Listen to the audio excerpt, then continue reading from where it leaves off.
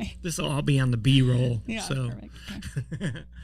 So here we are with Dr. Amanda Sharp once again. So, Amanda, what do you think of our new studio? I think makes me feel cool being in here. It does, right? Yeah. I know, me too. Yeah. I need all the help feeling cool that I can get. No. But yeah, you guys, like, it's functional, but also, it's cool. Yeah, you feel like, wow, this is important. Yeah. Yeah, thanks for making me feel important. You are very Yet important, again, George. You are very, very important. So to everybody that may be watching, if you don't know this yet, Dr. Amanda Sharp is a co-founder of Sober Truth Project with me and my good friend and an all-around pretty amazing person. So before we get in, let's give a shout out to your father. How's he doing? Yes. He's doing good. Yeah, it's like just like all of us, we take it one day at a time. Awesome. No, he just reached out to me about what I want for my birthday. When's your birthday? Not until September. Okay. So it's like, hey. Yeah, cool. Thanks, Dad. Well, I like a planner, yeah. He recently made me a dream catcher. Okay. Which he said worked so well that he's keeping it for a little while.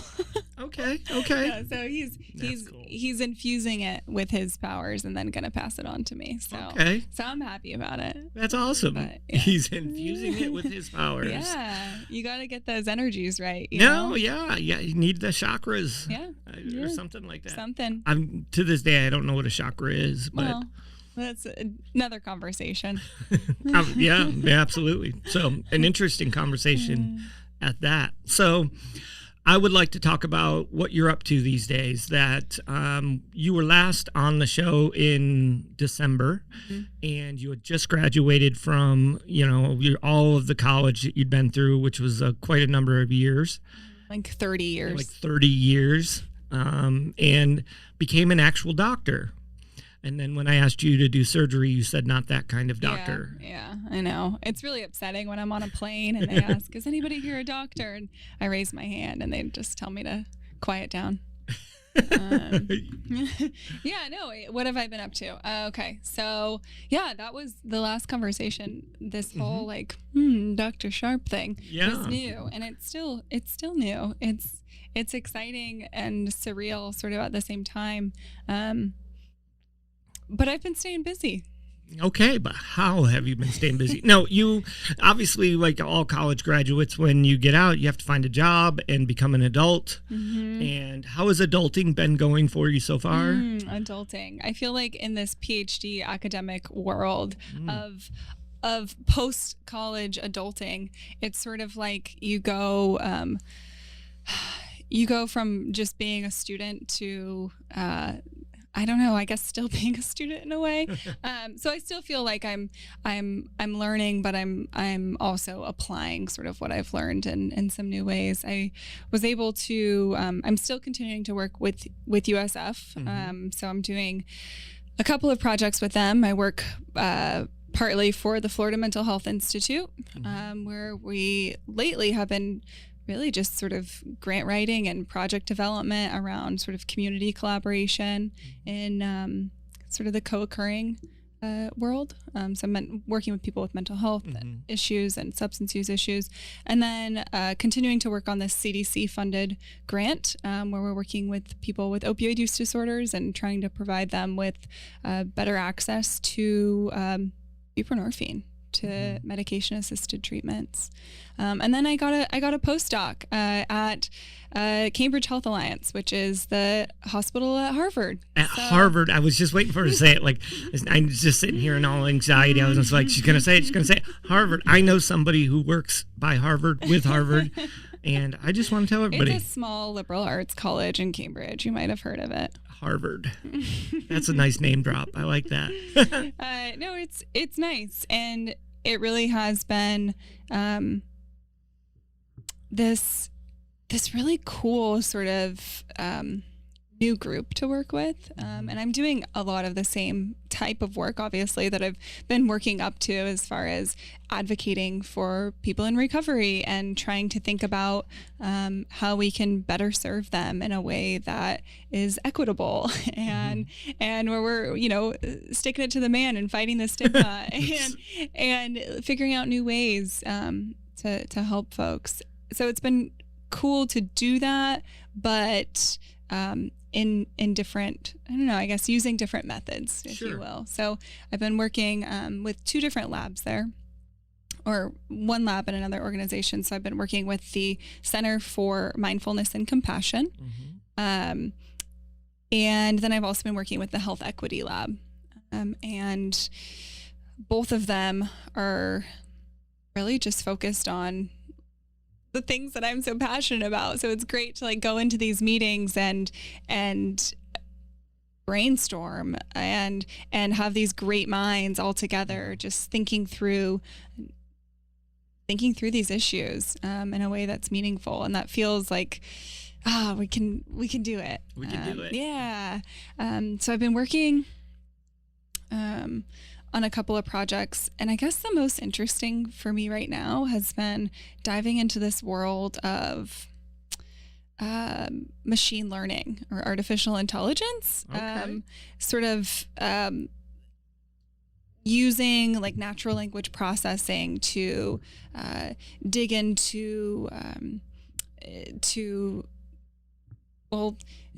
at this point, digging into electronic health record data and looking at notes and being able to decipher sort of what's going on in these health records to help sort of automate the system of sort of directing people towards the right care and informing providers sort of based on this history of notes, well, how do we respond? How do we take into consideration somebody's full history to be able to predict sort of what their outcomes are? Specifically, we're looking at predicting overdose outcomes for people who go into the emergency department. And so it's complex, but it's innovative, and it's all been just, like I said, I didn't know anything about machine learning before starting here. But now I do, and I'm seeing how it takes all types of minds and training to really make change happen. So you talked about this with me a while back, and you had mentioned one of the things they were also focusing on, or sort of thinking through, was race, and how race was definitely a determinant in how often people were prescribed medication for pain, things of that nature. Could you sort of elaborate on that? I know a lot of the people that I travel with or whatnot are really interested in things that have to do with race. So could you maybe expound upon that? Sure. Well, I mean, I can speak to sort of the work that I've been exposed to and what I'm doing right now. Well, it's in the process of, we just submitted a manuscript that is essentially an analysis of prescribing patterns for prescribers at CHA. And I believe the sample was 22,000 people. And we were sort of looking at what are the racial differences between who's being prescribed opioids, who's not, who's being prescribed more or less, et cetera. And what we found was not necessarily new news, but it was contributing to the literature in this way that prescribers are prescribing opioids mostly to white people. I say that's not new news because we've sort of described the opioid epidemic as started as a white person's person's problem, right? And now we're seeing that it's becoming less of a sort of less homogenized issue across populations, and it's diverse. It's becoming a more diverse issue, sort of expanding from that. But if you look at sort of the sort of beginning of the opioid epidemic, it comes back to prescribing for pain. Right. That was the first wave. Was prescribers were sort of incentivized or pushed by this move towards pain as the fifth vital sign. And then they started prescribing to fix that pain. Right. And a lot of those pain responses were tied into patient satisfaction scores, right? Yeah.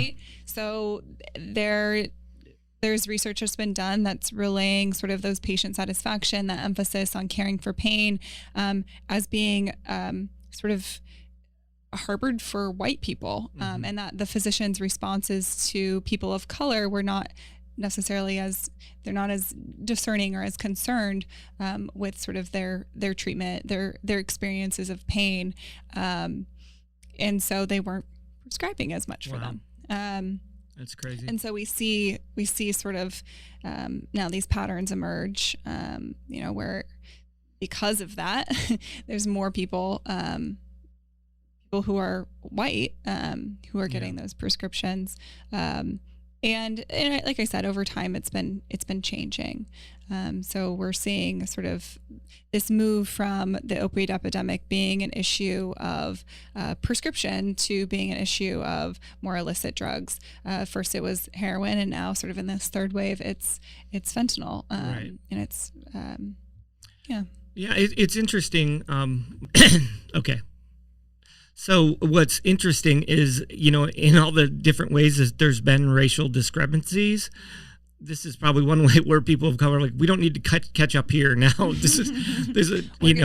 good on the opioid epidemic. Deal with that. Let that be a white person's disease. But unfortunately, I say that in jest, in the fact that there has been discrepancies for more, I would say, nefarious reasons where doctors don't take the pain of a person of color as serious as they would for a person that was white. And so systemically speaking, there's a much deeper issue there where, as we're seeing as a society, that, race plays such a big part of a lot of the challenges we're having right now, that it's even in the opioid epidemic and drug epidemic, which actually in the book that I'm writing, I got a whole chapter that is on this very fact that, people of color traditionally are not represented in rehabs. So, you got to ask the questions as to why, Well, the question that I just like, so where are most treatment facilities, George? Right. Where are they? They actually happen to be mostly in communities that are predominantly diverse. Right. Right. So there's more people of color in the communities where, like, you think about our local treatment facilities. Right. Where are they? Yeah. In the inner city. And yet you go inside of them, and who's there. Right. And there's also some research about sort of, which is interesting, right? You're starting to see sort of how the pathways for people of different races in this treatment world are so different. There's also been research, like, not only that prescribers are giving opioids more to white people, or have been historically, but that they are more sort of cautious giving them to Black people, not just because they're not as concerned with their pain, but because they're assuming bad intent. Right. Yeah. Right. So then they have to go through more testing, right? So they have more rigorous surveying, or sort of are under sort of under a microscope more to be tracking them or making sure that they're not messing up, right? But then when it comes to actually accessing treatment, the follow through isn't there. So you would think that one would lead to, okay, if they're getting more attention because, maybe it's this negative sort of stigma around people of color who use drugs, that maybe that would make it so that their treatment, they had better access, or they had more exposure, or they were put into treatment more, had more often, were more often diagnosed with an opioid use disorder or otherwise. But that doesn't seem to be the case. Yeah, it's like we often see, life is not like math, as in 1 + 1 doesn't always equal 2. So you may see this, but it should mean that. But for some reason, often that's not the case. It's completely void of any type of reality, which is unfortunate. So moving on from sort of that, we were looking at opioids, and you're talking about pain. And I've been, spending some time listening to some neuroscientists, and I didn't realize this, but maybe you probably know this, but pain is actually a huge debatable topic between neuroscientists, because does it exist? Does it not exist? What is really pain? It's so kind of out there. There's not a tangible expression of it. And people's pain receptors, are so different that, people debate whether or not pain it's real in the sense that a broken bone is real. And I found this example that I shared with the men the other night, and I'm blown away by it. But there's a story of this guy in England that fell on a construction site where he fell from the second floor. And when he hit the ground, he landed on some iron rebar that was sticking up through the ground. And 14 inches of this rebar went through his boot and foot. And he was in excruciating pain, as one could imagine. And he had to be in pain for quite a while because they had to actually cut the rebar from underneath his foot to get him to the hospital, because they feared pulling the rebar out and his foot bleeding everywhere. When they cut the rebar, got him to the hospital, they had given him morphine, like double dose, not even affecting him. His pain, his blood pressure and everything was still through the roof. So they managed to get him into the operating room where they cut his pant leg off and then got to his boot. And they found that the 14-inch rebar spike had went completely through the middle of his toes and not even cut his foot. And this is real. This is documented. This is something that just occurred, and there's thousands of examples of this, where the dude was supposedly like a well-known tough guy on the job site, so he wasn't like a loon. He literally was like, people knew him, and it wasn't for attention. It was real. But it has to do with the way that, our eyes see, and that information is processed through our brain, and then the physical body. Like, what is actually the predominant factor? Because if pain is solely an expression of what your mind thinks should be happening, well, that just brings a whole new dynamic in my mind of, opioids and all of this. It's like, which, we have to figure out how we tap into the brain's perception of things in order to really address the pain that people are going through. And for me, like, I could go on a long rant here, because I think that it's just the same type of pain that, comes internally from things like trauma and things that we experience, and how our experiences are, majority of which are actually our perception of what's happened. And I do have a point here that ties into you in your studies, but it for me, it's like looking at like what is going to be the future of recovery. And I really believe that the future of recovery as a whole somehow is going to be linked to, how we believe situations are happening, and our perception, and what our brain is actually thinking, which goes into your work at the mindfulness organization up in Harvard. But because even, as a Christian, as a pastor, sold out in my faith, I believe mindfulness has so much to offer us, because it's at its heart is about slowing us down enough to see what's actually happening in any given moment. And obviously, when you look at a guy that, has a spike go through his foot and flips out, his brain was reacting faster than, the rest of him could react. And you can see how if it's that powerful in an example like that, imagine how powerful the brain could be if we could get it to work for us in other situations. So that's a lot, but what do you think with the mindfulness and everything that you're doing in the research and whatnot? Yeah. Well, the first thing that comes to mind is sort of the cliche of mind over matter, right? Like, I mean, that's a saying for a reason, right? Right. I think that the power of our mind and of sort of our perceptions of reality create that reality for us. And I guess also thinking about sort of what is the purpose of pain. I mean, I'm not a neurologist. I'm not, we already talked about this. I'm not that kind of doctor. But I mean, so these are just my own meanderings. But about the purpose of pain is to indicate to your body that something is wrong, Right. to fix something, to do something different, to respond to, it's like this alarm that's going off for you.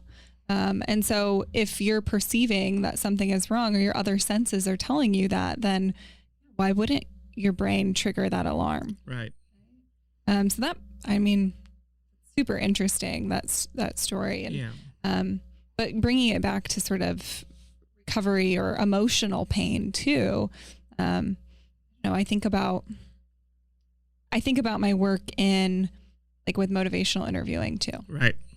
And I don't know if we want to discuss what that is. No, I do, because I think that it all like ties into this. And I think you and I, like from the moment we met, we're very, very connected in how we think and how we perceive things to do with recovery in the world and whatnot.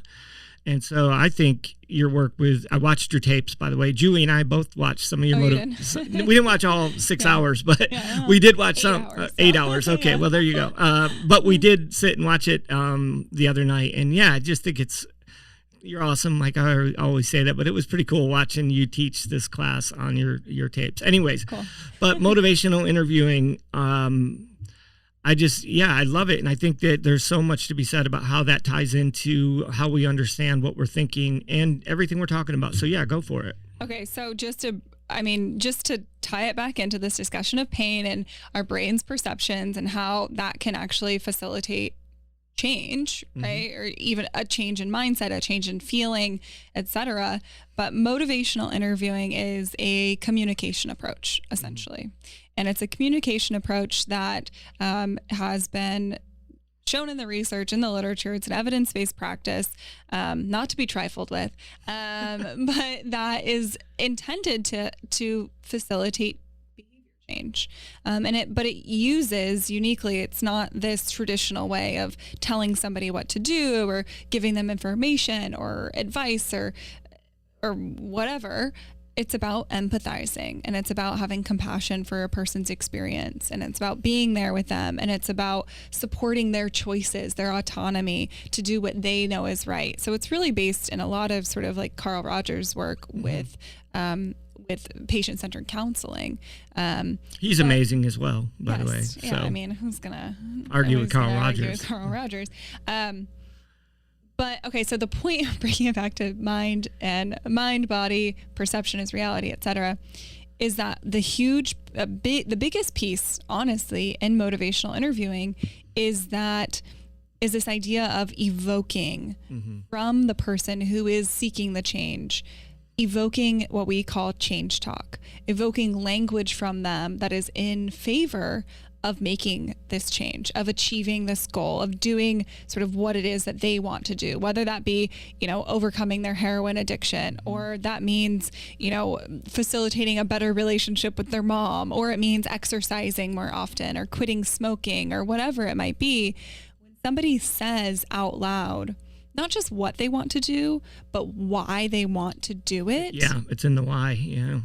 In the why. When somebody talks about why they want to do something, the research shows that they are more likely to achieve that goal. And there's been some brain research done that looks at when somebody is vocalizing this change talk, that it actually sort of lights up the part of their brain that is associated with action, with activation, with taking steps, which I think plays to, the power of thinking something, of believing it by saying it out loud, having that manifest into like a change in behavior is just incredible to me. So yeah, I think, I think the reason, like we're even sitting here right now and struggling with a way to say this is because, a lot of people have made, I'll just say it, The Secret became like this, metaphor for a joke for a lot of people. Like that's just crazy talk, power of attraction and all that nonsense. And I'm not saying any personal belief one way or the other about the book, The Secret, but it's things like that people are like, they shy away from even like this discussion or believing this could even be true. And I think that's such a disservice to humanity when one example that you don't like colors everything around it. And I'm not, for example, Jesus says in multiple places, he says, if you believe, you can tell this mountain to go into the sea. And I see pastors going out of their way to discredit that and say he's not saying it's about your belief, because then that would be about you, and what he really means here is this. I'm like, well, what if he really means if you believe? Yeah, what if Jesus was just doing MI? Right.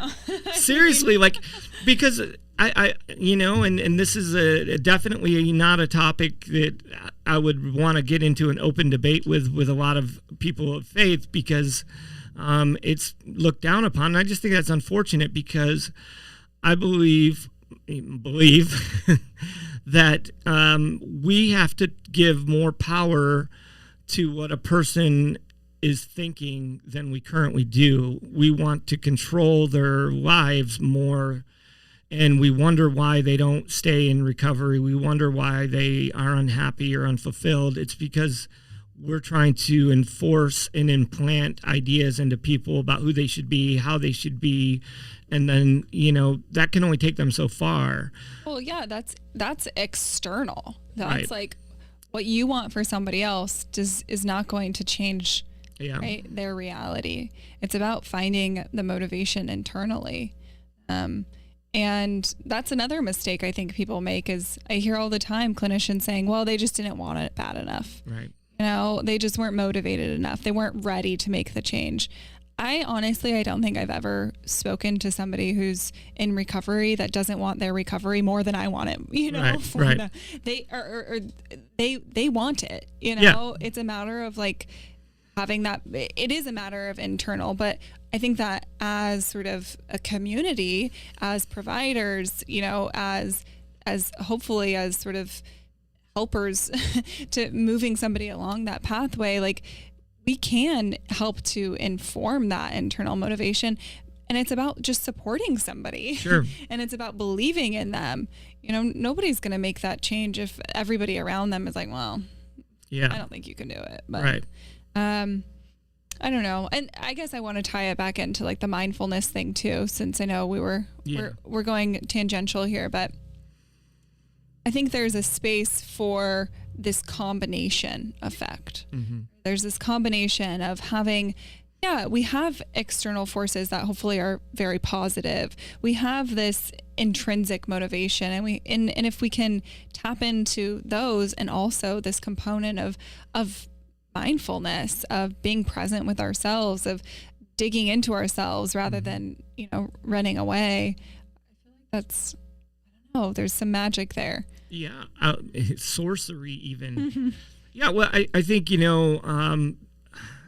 I think your job, I can't even imagine having to do your job where you have to figure out ways to communicate things to the lay public, in a way that, they get these massively big concepts in a little soundbite.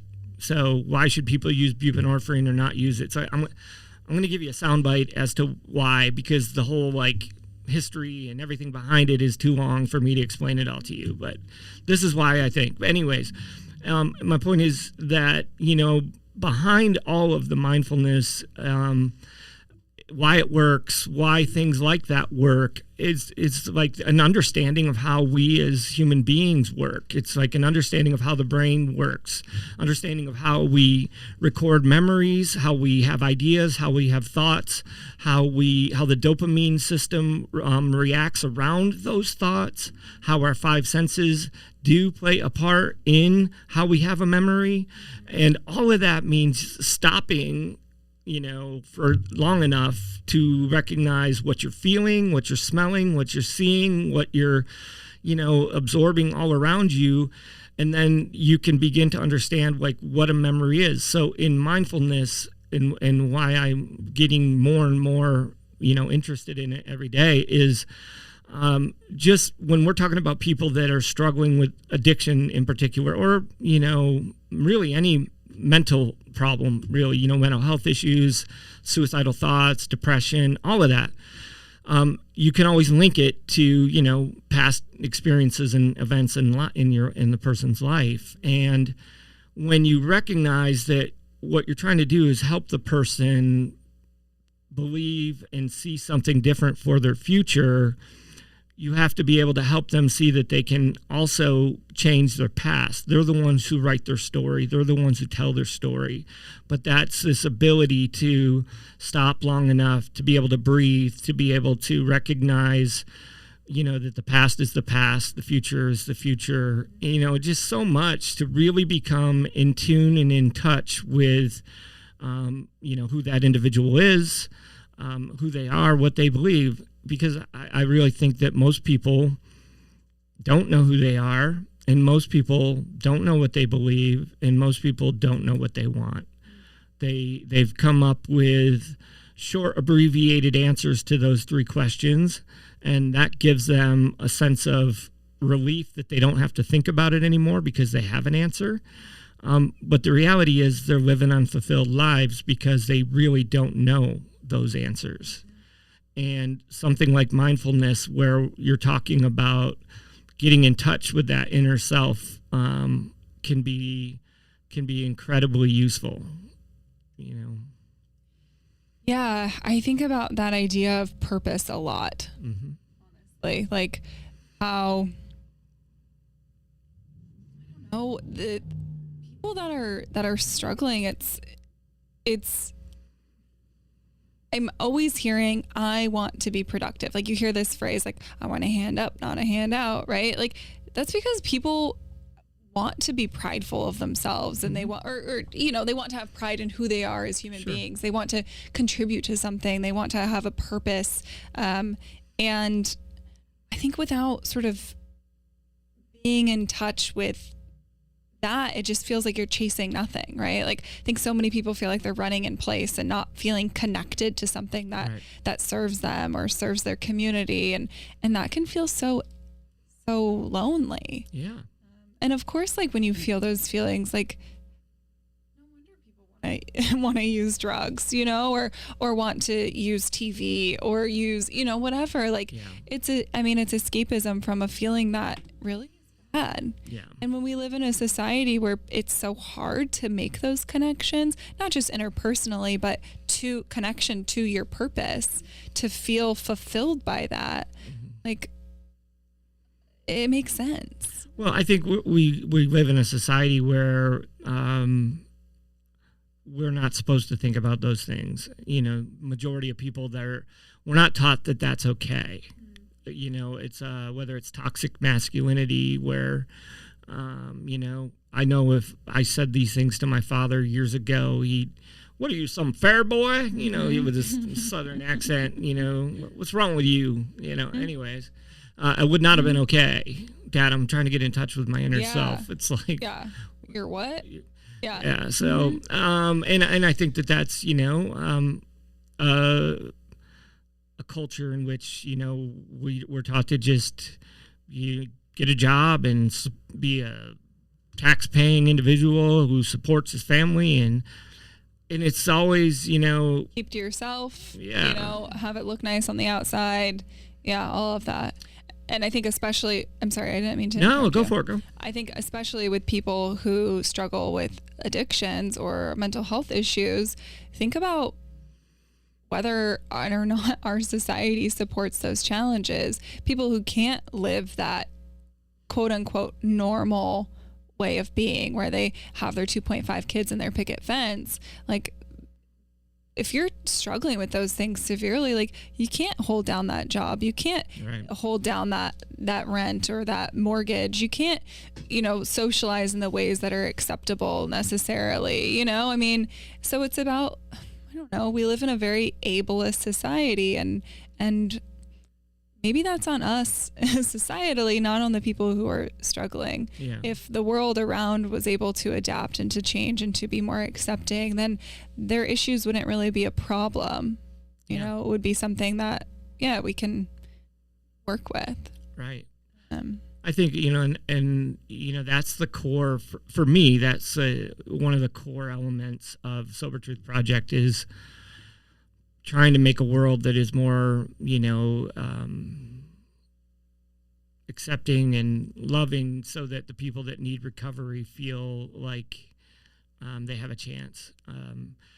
It's, for so long, society has treated people in, with addiction or mental health issues as if that's your problem. You be over there, deal with it, or your family's problem. we don't want to hear about it. Yeah.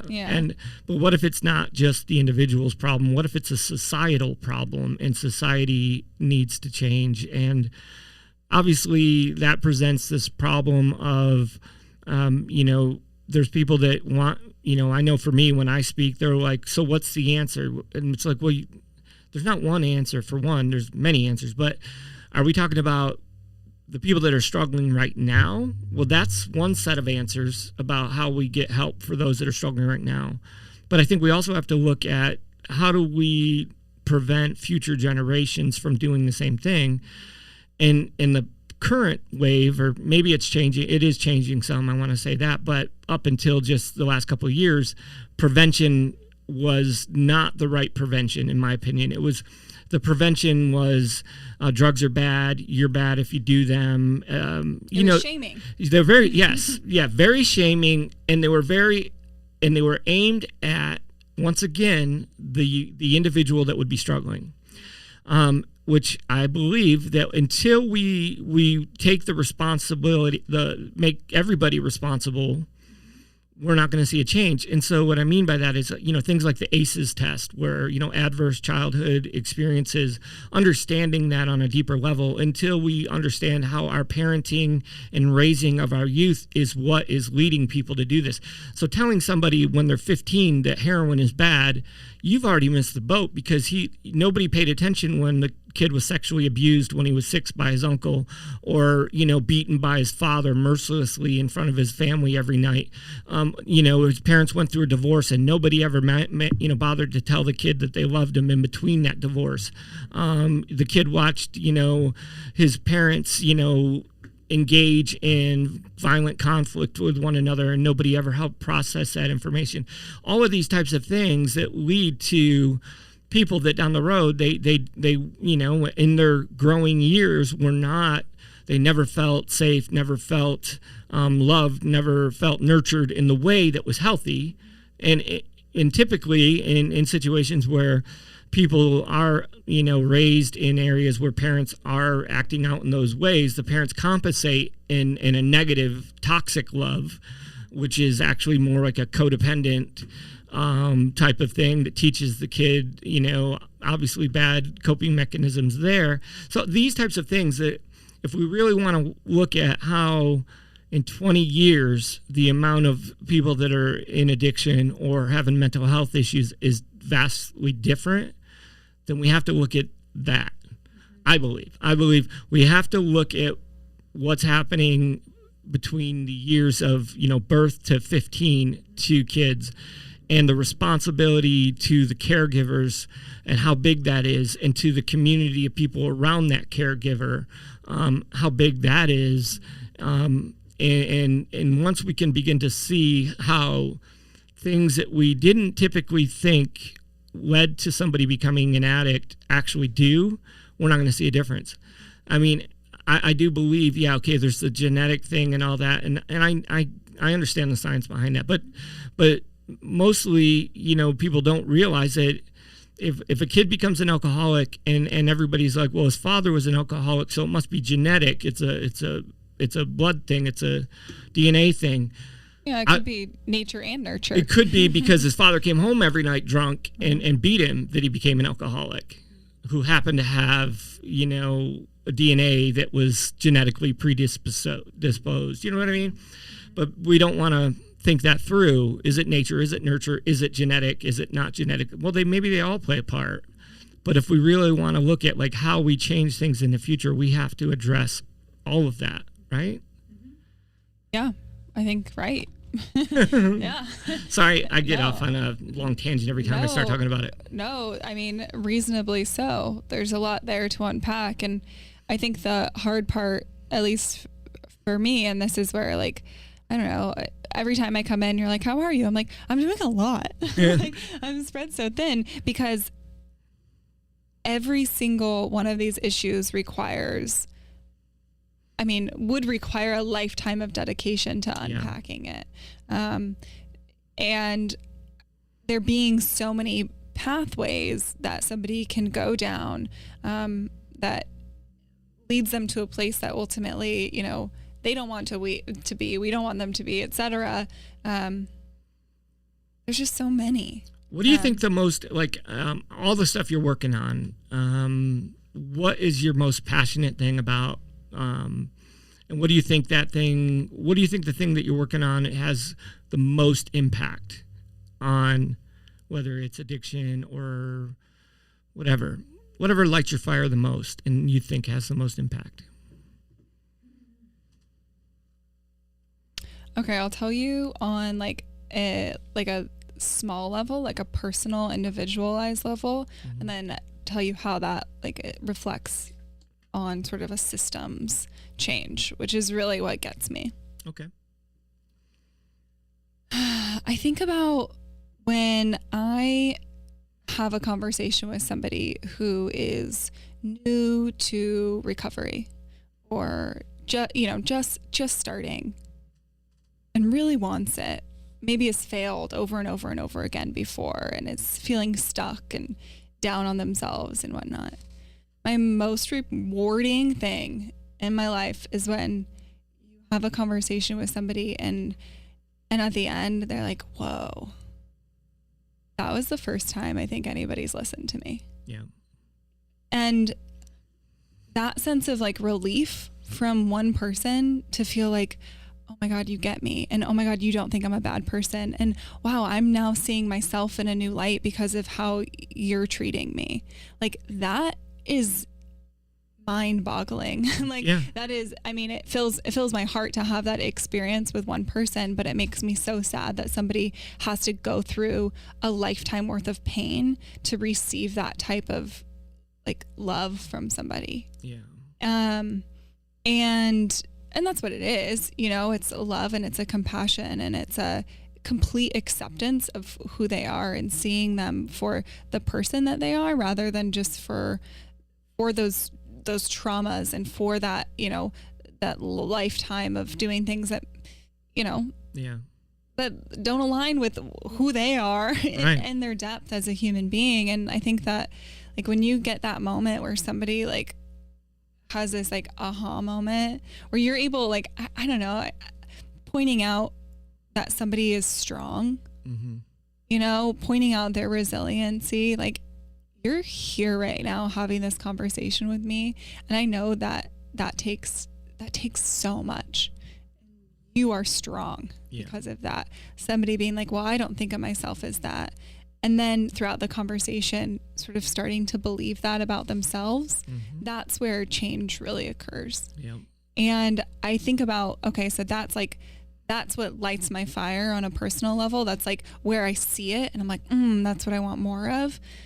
But I know that like our systems don't supply that to people. Right. Our treatment facilities, like, bless their hearts, but like staff are underpaid and overwhelmed and undertrained. Yeah. So to have somebody that has the capacity to take that moment, that time, that mindfulness really is what it is, to be present with somebody in that way, to lift them up, I think it's just few and far between. Right. And so what sort of my passion has been is looking for ways to allow those sorts of interactions to be achieved on a broader scale.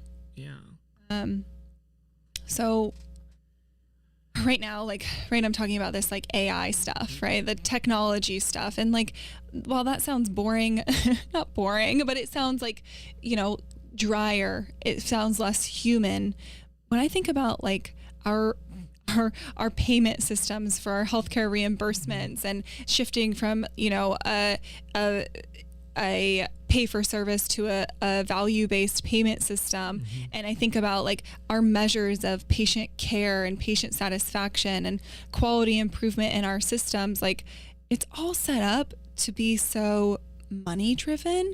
And so the quantity over quality, that you have to kind of backtrack. You have to unravel it a little bit or a bit and try and put into place sort of measures and trainings and requirements and protocols and policies that are going to lift up this more person-centered care practices. Right. And that's really, honestly, like, that's been my thing, is like, what are ways to do that? And the crazy thing is that, like, that is the stuff that actually works for people. Mm-hmm. You know, that would be cost savings. Like, if we're being money oriented here, like, to be able to provide somebody with care that is compassionate and empathetic and all of those things, like, that's what helps people get better rather than keeping people stuck. Yeah. So why wouldn't we do that? Yeah. And that's sort of been the puzzle that I'm trying to put together right now. Well, you realize that's like the whole point of like the Sober Truth Project. Yeah. So that's your whole philosophy. Why do you think I'm here, George? Why do you think I'm here? You know, I can't help but, like, at times think, like you just said, it's such a massive problem. Like, how do we change that? And I don't know. I look at Portugal and I look at the way that they went about changing the drug laws and reinvesting all of the money that was supposed to go into the criminalization, into recovery, and the way that that country has radically changed things, where they had, you know, heroin overdose were, you know, through the roof. Overall crime, death, everything to do with drugs was so bad that they had to do something different. They're like, it can't get worse. And which, you know, 20 years ago now, in 2002, I believe, they made the decision to buck the system and, you know, go against the war on drugs, which the United States has been the predominant country making other countries have the same policies. And that's, you know, most people don't realize that, but we force that same policy onto other countries, or we will penalize them if they don't. And if people could look into the history here, check it out, look at how Portugal said, we'll pay the tariffs or whatever United States wants us to pay, but we're not going to do that anymore. And they changed and went to a system that was accepting of people in addiction and helping them instead of penalizing them, recognizing that if we continue to just give people criminal records that they're never going to be able to make a living, then what are we doing? And they shifted everything, and the drug abuse and addiction has almost virtually went away in that country, and the gross, like, national profit of that country has, like, went through the roof, because they basically, instead of taking a large number of people and placing them in a system that is going to permanently keep them out of ever being productive, they took that same group of people and put them into a system that could make them healthy and then therefore become productive. And they've been able to do it. And you know, I don't know if the United States could ever do that because of the way that we're so divided as a nation.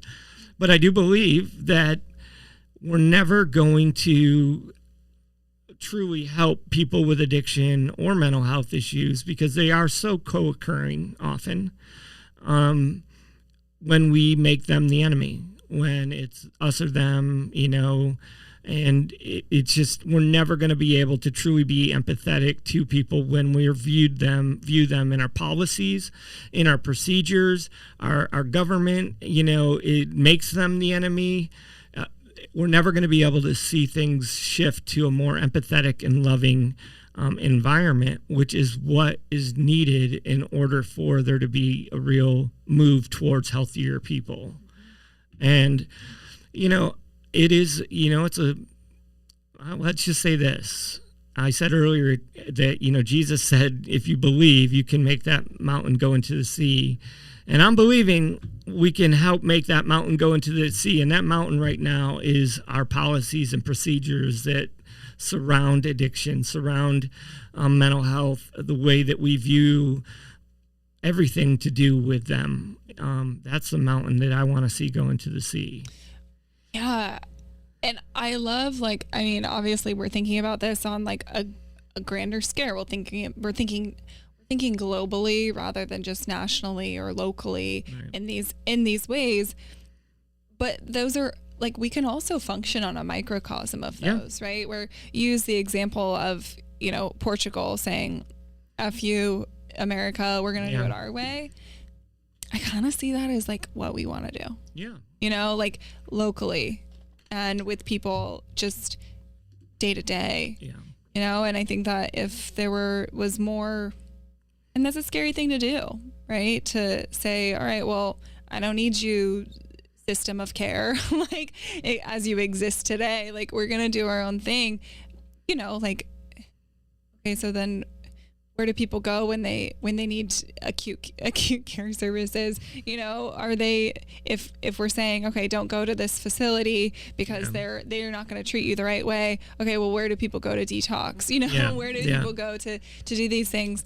But I think like continuing to speak up and to point out different ways that things could be done and giving opportunities to collaborators and to potential, people who are also sort of fighting this fight maybe in a different way than we would like, but like starting to set an example for this is the way that works. Right. I it's funny because I'll often like start talking about this and people are like, yeah, but then so what are you going to do about it? I'm like, well, this sort of is it. I feel very much like I'm like doing it. I'm talking to you, and that's sort of like that's a part of it. I mean, well, I want to just go, raid the Capitol and change the policies myself, but that didn't work on January 6th. It's not going to work now for me either. So I'm just me. But I want to see systemic change. But I really believe, majority of people don't even know the history behind the war on drugs. They don't know the actual, history of the way that, mental health policies have been shifted and changed as they were, in the 90s and in the 80s, even in the Reagan eras, where, so many policies were massively shifted that now all of a sudden we see what we're seeing. And I don't think most people like, it's not, if it didn't, affect most people, then they just voted the way they voted and whatever. They went about their life. It's one of those things that you don't want to stop and think about if you don't need to. And so I don't think that people are totally against the things that you and I believe. I just don't think that they realize they exist.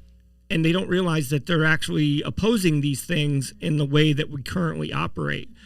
Most people don't realize that in the 80s and 90s, there was not all these homeless people on the streets. It didn't happen. That happened by policy.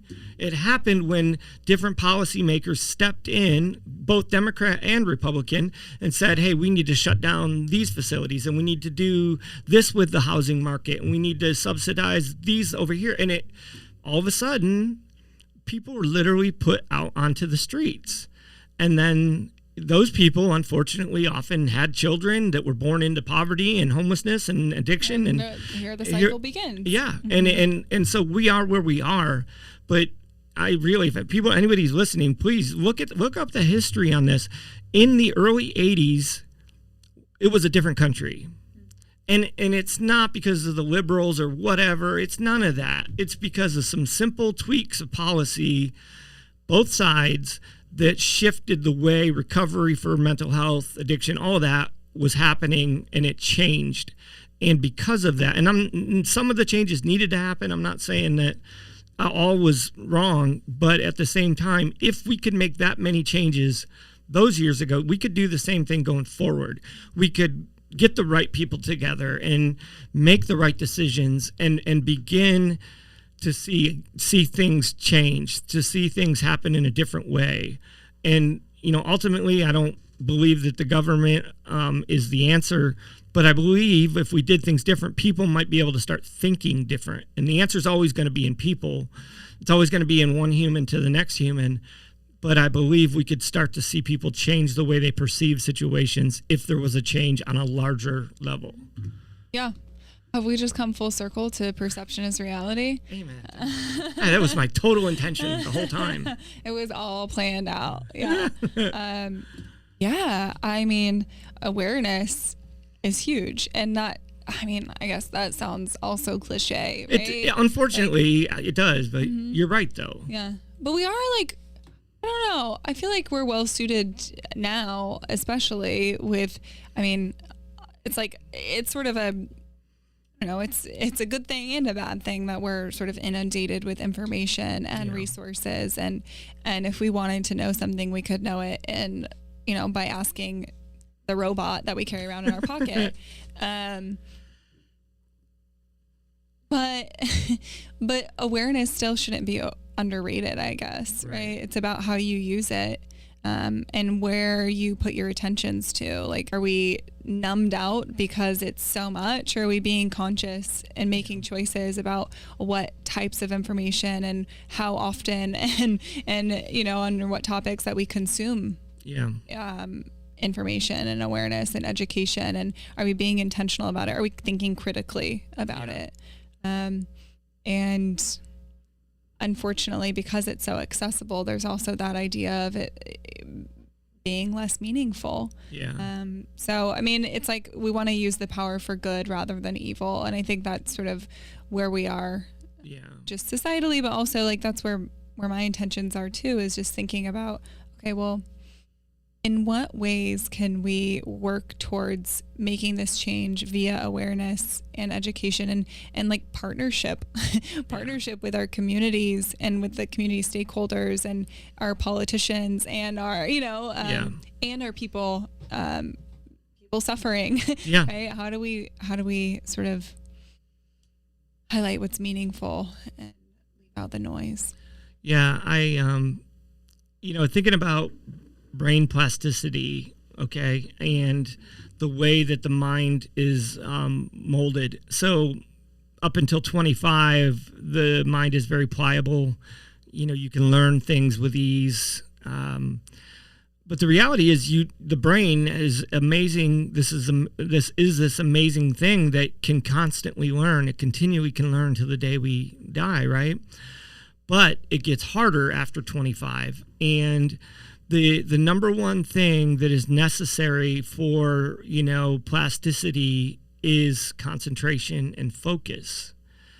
And I think that is where, like, focus is very divided every which way nowadays. And to intentionally focus on something is the only way we can rewire our brains. And after 25, and unfortunately, that is where the problem of too much information comes in, and we end up having to, you know, too much, and we end up just focusing on a little bit of everything instead of, okay, this is what we need to focus on. And, you know, it is possible, you know, it is possible to, you know, help people to see this, but I believe we have to figure out the magic ingredient to helping them see that focus is actually warranted and worthwhile in this area. And it gets, people just want to categorize things so much now, where people will talk to me to be like, oh, so you're about reducing stigma. And I want to say no, because it trivializes it so much. I usually do say no, and then I explain what I want to do, and they're like, okay, reduce stigma. Okay, got it. Yeah. All right, so yeah, okay. Of course, I want to reduce. Do you know what that means? It's like, of course, I want to reduce stigma, but that's not it. If you know, like, oh, Sober Truth Project, you just want to reduce stigma, then you just lump me in, and you don't even know necessarily what I want to do or who I am as a person and what we're trying to accomplish.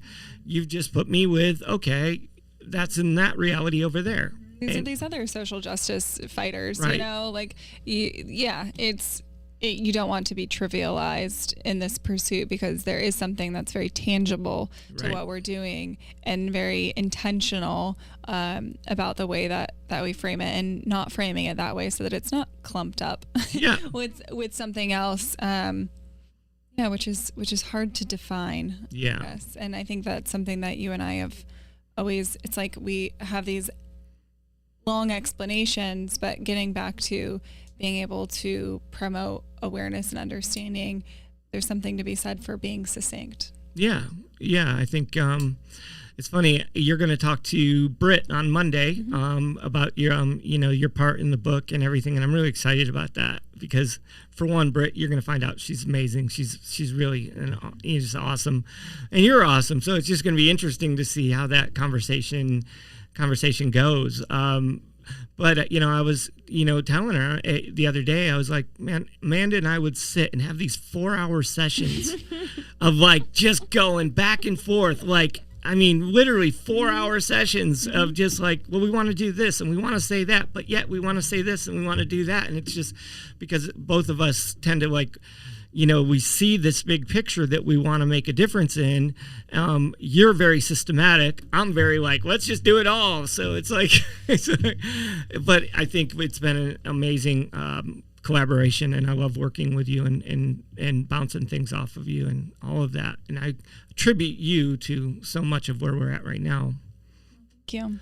I think the ability to articulate in a way that like is both free flowing and I don't know, like creative. Mm-hmm. I think that that's something that we both are able to do, and it is so helpful to, even though the ideas are complex, like to say it out loud. Yeah. That's the start. Yeah, and I think that when you can get in front of the right people, a difference can be made. And you're definitely in front of people that I would never be in front of. Well, and the same goes for you. So, but that's good. It's like, if we're two people and we have the same crowd, then that's not, you're almost like you've lost your influence some by being with somebody who's exactly like you. And so that's good. Final, like, what would you like to talk about on our last topic? Anything, what would you like to throw to the wind? Life, marriage, relationships, children. No, none of those things. Okay. You know what I and you tell me if this is appropriate for this time, but like I'm going to say that's inappropriate. No. I think that the thing that has been on my mind is like how to, like we talked about, like setting an example, like maybe going against the forces of normal treatment or care or whatever. I've been really thinking about how to do that, like now. And I know that we're doing that now by talking about it, by having these conversations, by facing this. But like, I don't know, I guess I've been really thinking through, like we're saying, the intentionality of sort of how we're using our time and our resources and our connections, and just like pooling all of that together. And I guess it's more of like, I don't know, like a brainstorm sesh of being like, okay, well, no, the momentum is here, right? And it's now, and we're having the discussions, we're producing, these conversations. So I don't know if that's a tangible enough topic to go off of. I think it's it's definitely an important topic to at least contemplate. It's something to make you think, like, okay, we can, even the people listening, it's like we're giving you all these thoughts that maybe you've never had, or maybe you have had, and they're confirming your thoughts or whatever. But what do you do now? Yeah. Like what do you do now? Yeah. Right. I feel like that's the last question at the end of all of our conversations. Right. Is like, okay, what's the first step? Like, what do we do? And so for the listeners, for us, for Sober Truth Project, for community, like, how do we manifest these ideas in a way that feels purposeful? Yeah. It's one of the things I run into is, I hate to say it this way, but people don't want to sacrifice, right? They want all the world to change, but then they don't want to sacrifice. And so, people will come to me and they'll be like, what can I do? And I can give you things to do, but it's always followed, well, I don't necessarily have time for that. Like, what else can I do? It's like, if you want to see a revolution, then you're going to have to, like, join the revolution for one, which means probably lose some of the stuff you like, which is your free time or whatever, because everything love is sacrifice. It's time, it's effort, it's resources, it's all of that. And otherwise it's going to go nowhere. And now for me, it's like, I have the benefit of having the Timothy Initiative where, we'll get up from this conversation and this is like what I love to do, but I still have reviews of men that have been here 6 months that I got to sit down with and say, hey, how are you doing? And what are you thinking? And so there's a tangible, like a life experience that I'm doing in that arena where I've actually taken a more prominent role over the last month again, and probably will be for the next foreseeable future. And it's been amazing. And I get to like go into this time around and apply a lot of the things we've talked about, the way I talk to the men and see how this works. Like, it's not this, I didn't just go in with who I used to be 5 years ago. I'm going in with who I am today and what we're talking about. So nobody's going to hear this and be like, well, that's not who he is when he's leading a meeting, or that's not who he is when he's in a one-on-one. He doesn't care about what I want or who I am. He just tells me what I got to do and who I got to be, right? Seriously. So it's like making sure that I'm like going in and I'm being who I say I'm going to be. Yeah. And I think that's almost like a tangible thing in the sense of like, what can we do now? It's like, are you the person that you're proclaiming you want to be? Are you the person that you're proclaiming the change you want to be? I don't know, one of the famous motivational people, Martin Luther King or somebody said, be the change. Maya Angelou, I think she said it. Be the change you wish to see in the world? Yes. No, that was Gandhi. Gandhi. Yes, Gandhi. Anyways, but be the change. But, Jesus says, where there's two or more gathered, I will be present.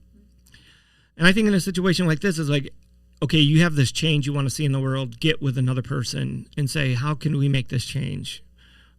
How can we be that change?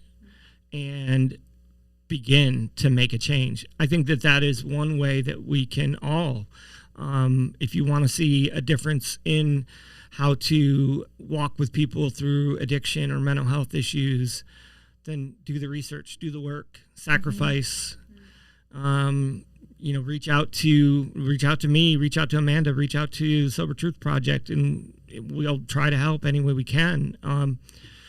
I want to be able to, as an organization, do a lot of the resources that you mentioned in like the 4 E's of how we want to operate and begin to help people be that change, as opposed to let's get one group together and just this one group go do this one thing. I think that's still good too, if that's the thing, but we still need other people to help other people see a difference. And I guess like what just came to my mind as you were saying that is thinking about the individual strengths that we bring to the table, right? Is like, there's a lot to be done. There's a lot of work to be done, and there's a lot of fight to be had, It's when you see something, say something is not always an easy thing to apply in real life when, speaking up against a societal norm for somebody who is marginalized or disenfranchised is not always the easiest thing, right? Because it's scary. You don't know what the outcome is. You don't know, what support you're going to have. You're putting yourself out on a limb. And I guess that's where, thinking about your own personal strengths and the power that you hold in your own privilege or in your own experiences or training or education or voice, like where can you start speaking up for people and advocating for making this change? Whether it's, when maybe you have a family member who's suffering and reaching out to them, and saying that you care, or it's, when you go to, your next appointment with your treatment provider and they're not treating you well, advocating for yourself or advocating for a loved one or somebody or it's writing letters to, to policymakers about advocating for services being changed or reporting when you see something that is wrong. Right. Or just having these conversations. Yeah. I love, there's this neuroscientist, Andrew Huberman, that I listen to a lot of his stuff. His thing is he's trying to make neuroscience, attainable for just the regular person. So he tries to speak about it in a way that's very common spoke. And he's always putting out things and teachings on Instagram and stuff like that. And all this stuff typically revolves around, reward systems and how the mind processes experiences and things like that. And a lot of his stuff is about pain. And anyways, he talks about anxiety and depression quite a bit. And, he gives all the science. He's one, like you, like here's, the proof that this is what works. This is tangible. These are the results of multiple tests and whatnot, research. And he says that in depression and anxiety, the key is to get moving. And often we want to think our way through a problem that can't be thought through. It has to be moved through. And I love that. You have to move through the problem. And I feel like, often we want to think through things that can't be thought through because there's too many non-predictable things that are going to happen. And so trying to think through a large scale thing like changing the world, it tends to be like, we just got to start moving and do something. So, but it's about the movement. It's about moving towards what it is that you want to see changed in your life. And the way, with the anxiety and depression, he says the brain actually freezes and becomes paralyzed. And the anxiety increases because the brain is frozen and everything else is still happening, which is causing the anxiety to grow and grow and grow. And the same thing is true with depression, which is why he's like, you need to just get outside, take a walk, move, do something, because then the brain actually catches up with what's happening internally in the central nervous system. Anyways, that's a side topic, but it all comes back to taking action about what do you do, how do you operationalize these thoughts that we have, and sometimes you can't plan for it, and sometimes you just have to move. Yeah. I know with the book when it comes out, I know my plan is to obviously try to get out and speak as much as possible about this very thing and about how, faith and science are the same side of the same coin, and we need to start seeing it that way and work together. And that's going to take breaking down stereotypes and belief systems on that level from just the faith community, and then looking at how we view addiction and recovery around addiction and mental health, and recognizing that belief system is probably going to have to be shattered as well. And people don't like to be in unknown territory, but we need to go into some unknown territory, and I have you to go with me. Oh yeah. Oh yeah. Amanda, you're awesome. Thanks. I'll accept it. No, thank you. Those conversations, they really mean a lot, and they help to, I know they help to sort of keep me on track. Just talking about integrity, right? Talking about doing the things that we believe in and following through and focus, and all of those things are always things that, when you're up against a big problem, like you're spread in lots of different directions, and these conversations really do help to focus me. So thank you. I think we as human beings, we tend to lose battles because we think we're going to lose, but don't actually lose. Yeah, what's that? I mean, like we look at a problem and just assume like I can't win that battle, so we don't even play the game, or we don't even fight the battle. We basically lose. We never do anything. Because we think we're going to lose, but you never even took the shot. You never even moved towards victory. So maybe you would have won. But how many things in our lives as human beings do we I just can't accomplish that? So we maybe don't think it through on such a conscious level, but basically that's what we're doing. If you broke it down, it's like, why didn't you go to Europe? Well, I couldn't. I just never would have been able to do it. Yeah. Did you try? No. I mean, how many things did you not accomplish in your life that you could actually point to all the measures you took that didn't work, and you finally hit a wall and I couldn't do it? Most of the time, we can look at our life and say, These are the things I never did, and we never even actually tried. And don't let this be something that as a, whatever, we don't try. We have to try. All right. Thanks for everybody for watching, listening, and hopefully you'll join us again. Say goodbye to the people. Next time. Until next time. Goodbye, people. Goodbye, people. Thanks for listening. See ya.